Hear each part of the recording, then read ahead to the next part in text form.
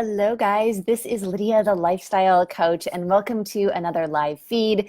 And our mission, what we are doing very successfully, is ending eating disorders using nothing but your brain.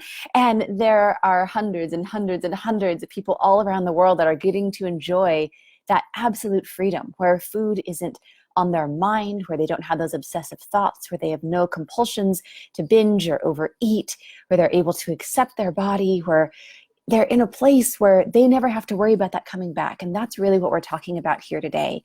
And now more than ever, it is so clear why we need a real solution to end eating disorders instead of just trying to manage them. Because right now in the world, is a time where circumstances are changing a lot. The coronavirus is really interrupting the way that we usually live.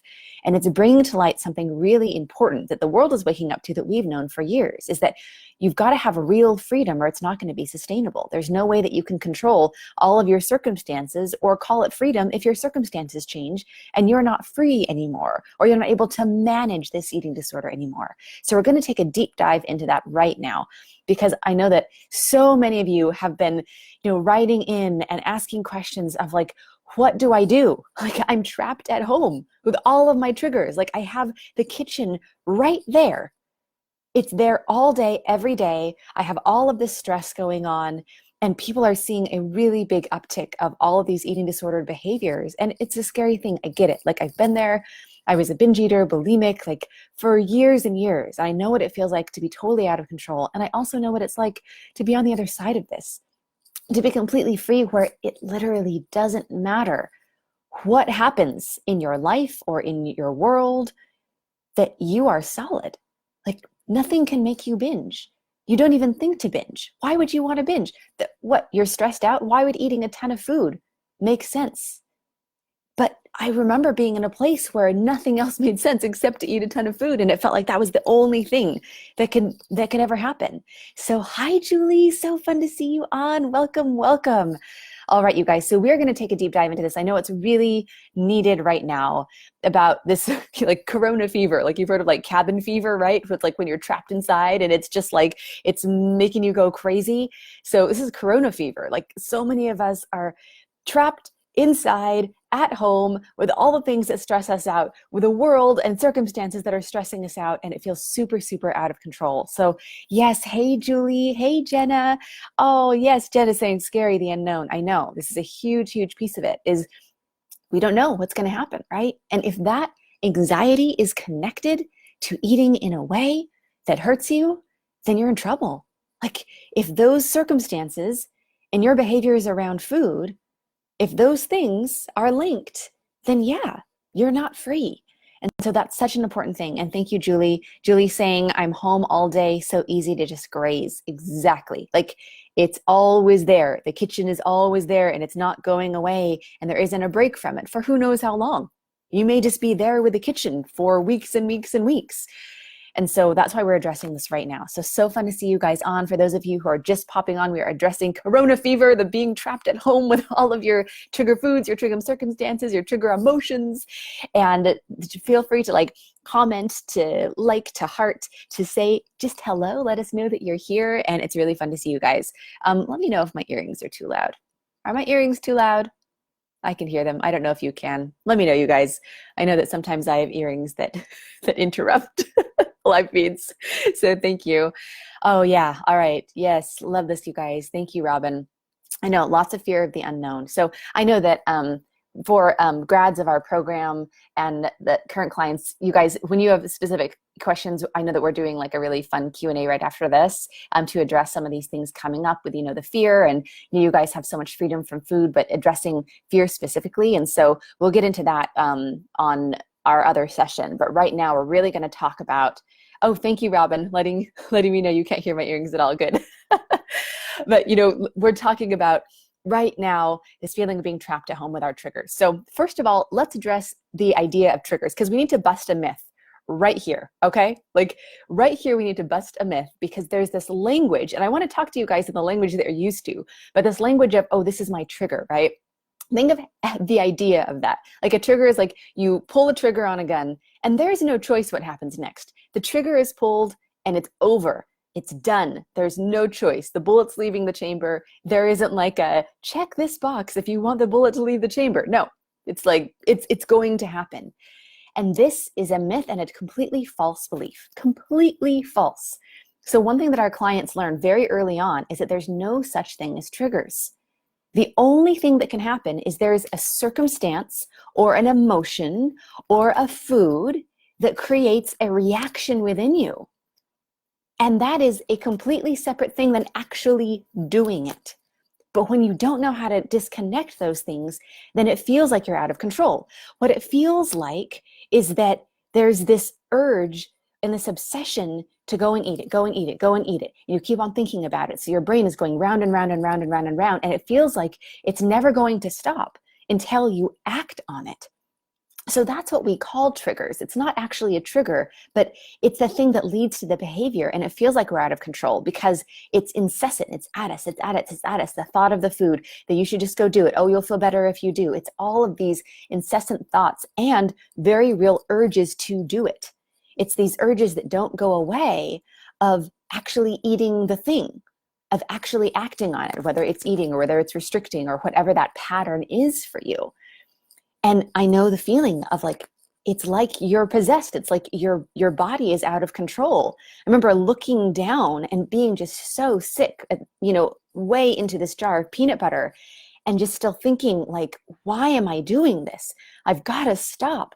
Like, I've got to put the spoon down. Like, okay, well, I'll just finish this one last spoon, but then I've got to end this, to the point where I would make myself sick. It's like, why on earth can't I stop my body and my brain from doing this thing that I want to stop so much? And so the illusion is that we are out of control, that there's nothing that we can do about it. And then especially when we've got all of this anxiety about coronavirus and all these changes of circumstances on top of that, then it makes it even more complicated. And so I know that many of you may be struggling because a lot of our what we call triggers, or the things that have led to this eating disorder behavior, are at home. It's a very common pattern that it's the end of your day and you're tired and you're coming home maybe from work or whatever you've been out doing that day, or you've tried to be good all day. I'm putting that in quotes, right? You woke up and you said, I'm not going to binge today. And you had a healthy breakfast and, you had your lunch planned, and now you're at home and you're tired. And then the anxiety starts and everyone's going to bed. And now it's after dinner. And now you finally have some time to yourself and you fought all day.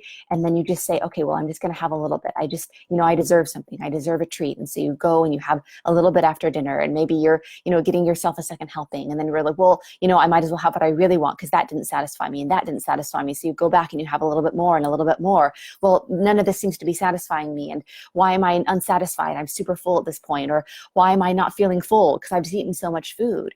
And then it's the back and the back and the back. And it's either grazing into the point where we're panicked, looking back at all the things that we've eaten in the last couple of hours, or it's I've blown it. Like, I've worked so hard all day to fix this, to do something different, to keep myself from binging. And I think I just did. I think I just ate way more than I needed to. And I have to do something about this. Like, I have to start over. I have to start fresh.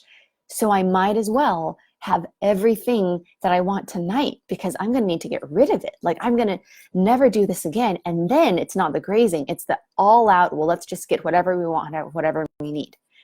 So that is a very common pattern that we're in.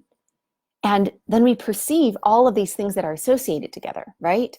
So, when I'm home alone, when I'm tired, when it's late, and then we associate all of these emotions.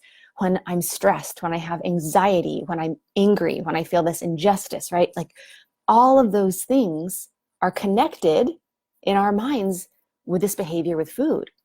So now, you take those circumstances with us, a lot of us being at home because of the coronavirus and more of us. And now those things that used to be really hard at the end of the day, we wake up to them being hard. Now we're in a situation where it's this really awful perfect storm, where we have all of these emotions, we have even more anxiety, we have uncertainty, we have fear, we have panic. We have all of these emotions on top of being next to our kitchen all day long, every day, and continuing to go back and back and back because we're so stressed or whatever we perceive that is. And so we're going back and back to more and more food. And on top of that, we have all of these different circumstances that we're not used to, where we're at home all day, where maybe our kids are at home all day. We don't get a break from the kids anymore. And now they're always there and the family's all together and tensions are high because of that. And then on top of that, then there's this feeling of scarcity where before you could just go and binge the night before and eat all of your kids' snacks that you bought for them, but now you're in shame because you ate them all yourself or whatever it is. And you could just pop out the next morning while they're at school and replace all of that food and come and put it in the pantry so that no one notices how out of control you are. And now you don't even have that. You can't go and replace it. You can't just pop out and do that. And we're more and more isolated in our homes. And so I understand like why so many of you guys are reaching out. And so I want you to just say, like, be in this community, like we're here to support you, like we're in this together. I love this hashtag, at home together, because I know like it can feel really, really hard right now. So what happens is that we tend to trick ourselves into thinking that we're managing our eating disorder to a certain extent because of trying to control our circumstances. We have a structure where we wake up and we eat this healthy breakfast and then we go to work and there isn't a kitchen right there. We're away from our kitchen all day long. And so we feel okay during the day. And then it's at home at night when we're crashing, we're burning, we're in that downward spiral, all those emotions, we're exhausted, our willpower is gone. And that used to happen as like a blip in the day, although difficult, it used to happen like in that evening. Now, this is such a clear example of how trying to just create the right circumstances in your outward structure to fix this doesn't work, because circumstances will change. This is the real issue, you guys. The real issue is that trying to control your outside world and your outside circumstances was never and never will be the answer. That will never get you freedom. That is only a Band-Aid and a temporary one, because your circumstances will change. 100% guaranteed they will change. You may feel like you can just keep on this hamster wheel of like, okay, I'll wake up and have a healthy breakfast and then be distracted all day long at work and then try to see if I can get through the night without binging. You can do that over and over and over, but something's going to happen. Look at the coronavirus. It has changed all the circumstances and that was totally out of your control. But you're going to have a time where you're either transitioning between jobs or your circumstances change or you move or your health changes, especially with how sick eating disorders make us. A lot of us are going like eating disorders put us on disability and we can't even earn anymore. And now we're home all day long, or there will be some time that you retire. Like the point is that your circumstances will change. And so we think, okay, well, all right, if that's the real problem, is if controlling the outside circumstances were never the answer, well, then we've got to control the inside circumstances. But here's what people get caught on, you guys. Here is the problem with going from, oh, well, I can't control the outside and to control the inside, is that we're still trying to control the outside to control the inside. Well, I binge when I'm stressed. My mom stresses me out. So I have to change outside circumstance. I need to avoid seeing my mother so I don't binge. I need to avoid going and talking to that person so I don't have the anxiety and I binge. Well, I need to change my job so I'm not so stressed out so I don't binge. Notice how it's the same thing. We're either trying to control the outside circumstances so that we don't do something, trying to build those walls around us, or we're trying to control the outside circumstances to control our emotions. Either way, you're trying to control something that you don't have control over, that absolutely will change. And that is why that was never, ever freedom and never will be. And there is such an incredible opportunity here. There's an amazing opportunity to see and to really see that evidence and proof that, you know what, trying to manage this with managing the world around me isn't going to work, because that's not true freedom. And that gets harder and harder and harder to do. This is actual freedom, you guys. This is the real answer of how to fix this all the way. It doesn't depend on circumstances. That's not real freedom. If your circumstances change and you're not free, you're not free. It doesn't depend on emotions. If your circumstances change your emotions and then you're binging again, that's not freedom. What those things do is that when something happens externally or when an emotion happens, it creates a series of thoughts in us. That's really the only, and I'm going to put this in quotes, trigger here. And you know what? We don't have control over that. If your mom says, why haven't you lost weight, or aren't you gaining weight back? If your friend says, oh, you got new clothes, and then she goes silent because she realized that you had to get new clothes because you had to get a bigger size. When you go to a place and you can't buckle the seatbelt because now you're beyond being able to travel without an extender. When those circumstances happen, there will be things that happen inside you. There will be racing thoughts. There will be thoughts of fear. There will be thoughts of panic. And those who are normal eaters just feel some feelings. They feel fear. They feel panic. The end. And they move on with their lives. Hard things happen. People die. People get sick. Normal eaters, they grieve. They experience those emotions. It is only because we have this connection of, well, now that I feel this way or this happened, then that leads me to eating. And when you don't have that connection anymore, that is real freedom. So here's how it actually is. And this is why we are able to have women come to us that have tried everything over 25 or 40 years to fix this. They've gone to 25 years of counseling. They've done every fad diet. They've gone on spiritual journeys and gone and done yoga retreats in India. They've tried everything to fix themselves and have different coping mechanisms, and they still have an eating disorder. And then they come to us, and in 4-6 weeks, they're done. They're free. They're normal eaters. The reason that happens is because real freedom is when you end this problem at its root. At its root. The only reason that we feel or do anything is because of a series of thoughts that leads up to that. And if you could interrupt that series of thoughts, then that compulsion to graze all day just melts away and you can relax and just focus on what you're doing. That urge to binge on your command disappears. That feeling of, okay, like, how am I going to get through this or how am I going to stop this? You can just stop it right there. You don't have to change any circumstances. Everything, your emotions, all your circumstances, coronavirus can all stay the same. And you have absolutely no urge to binge because you've ended it at its root. Now, here is the problem with that, is that you can't see the label of the jar when you're living inside the jar. And that is the real issue, is you can't see the thoughts, the series of thoughts that leads you to that. You can't get to the root of something that you can't see. That's exactly what we specialize in, what we do, because it is the most effective and quickest way to end an eating disorder all the way so you don't have an eating disorder anymore.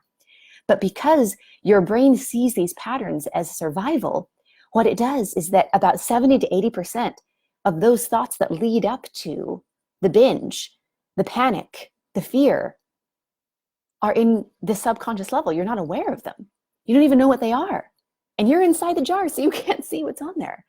This is literally what we teach our clients the first day in our program, is how to be able to see and observe the thoughts and that pattern that they weren't able to before. And when you have that skill, when you can see the exact patterns of thought that led you to this, and you can see 100% of them, or go from 10 to 80% of them that you can see, then it's like, oh, wow. These are the sorts of things that people say all the time when we coach them, like, oh my gosh, this is so simple. Or I would have never known to do that. Or I had no idea that thought was there. Or wow, this feels like a miracle. And then we have them really own that it's not a miracle. It's because they showed up, they got this strategy that they needed, the coaching that they needed to be able to end this all the way. And then it's not only the compulsion and the eating disorder that's gone, it's the emotions that they can deal with. It's being able to deal with the fear. It's being able to deal with the anxiety. It's being able to, we've literally had people that have dealt with anxiety, they've been on anxiety medications since they were kids, being able to be off it, be done. I don't need that anymore. The same stuff that churned up all of this anxiety in me was the same stuff that churned up my eating disorder. And when you have the skill to get at the root of this, then you can be free and you can be done. So understand that I know that this feels hard. It feels hard only because all of this grazing and all of this panic and all of this, unknown that we're experiencing is creating the age-old patterns that you've reinforced over and over that leads you to food. So it's called a neurological interrupt system. It's when you can interrupt those thoughts before they turn into actions, before they turn into all of these feelings that you feel like you can't handle. And that's why our clients are so grateful all the time, not just because they ended their eating disorder, but because they ended all of the emotional turmoil that they've been dealing with for a lifetime. And that's what the power of that is. So if you guys are struggling, if it is real for you right now, of you are sick and tired of some circumstance changing and then you losing control all over again, it is one of the most discouraging and disheartening things in the world. It is hard to have an eating disorder every single day. And it is a whole new level of hard to have some circumstance you created that's given you a break, and then that circumstance isn't there anymore, and you're worse than you've ever been before. Thinking of one of our amazing grads who for 30 years had an eating disorder, and then it went away for 10 years. She had some circumstances change and it went away. But every single day for those 10 years, she was like, I'm so scared it's going to come back. I'm so scared it's going to come back. Because she didn't know exactly what it was in her circumstances that made the behavior go away. But the obsession was still there. The fear was still there. And sure enough, 10 years later, it came back worse than ever. And it was going to end her life. Abuse of food kills us, you guys. It is a lethal thing when we don't get done with this. It ruins our health. It ruins our confidence. A lot of us, when we see that after 40 years of trying, it hasn't worked. I say this because I care and I know that it's a difficult thing, but a lot of people look at not wanting to live anymore when they feel no hope in this. That's why we do what we do. That's why we're out here talking to you guys, why we're not just freeing a few women and saying, enjoy your freedom, why we're consistently reaching out, because I want you guys to all know that there absolutely is hope. This can be fixed, but you've got to get the right strategy and the right mentoring to be able to do that. Because if you've been trying it on your own and it's not fixed, then your way isn't working. And we know exactly how to get to the other side of this. So if you guys are struggling right now and need some help, what we can do for you is we actually offer free sessions. It's called a breakthrough session. You can go to lifewithlydia.com/apply.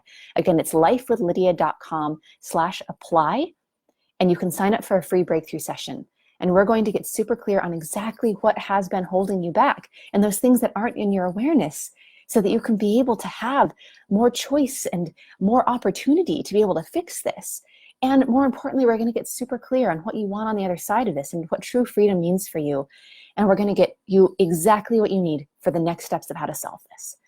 And that is a service that we give to everyone who needs it. Now, this is not for everyone. Please do not sign up for a session if you are not completely serious about fixing this problem. We are very, very booked out. We have a huge demand always, but especially now, we have a huge, huge demand because there are so many people struggling. And so we're booked out pretty far. Make sure to snag a spot, put that on your calendar, be here in this community if you've got a while between now and your session. And I want to offer this special just for today, you guys, because if you're listening to this and you have an urgent need, please let us know.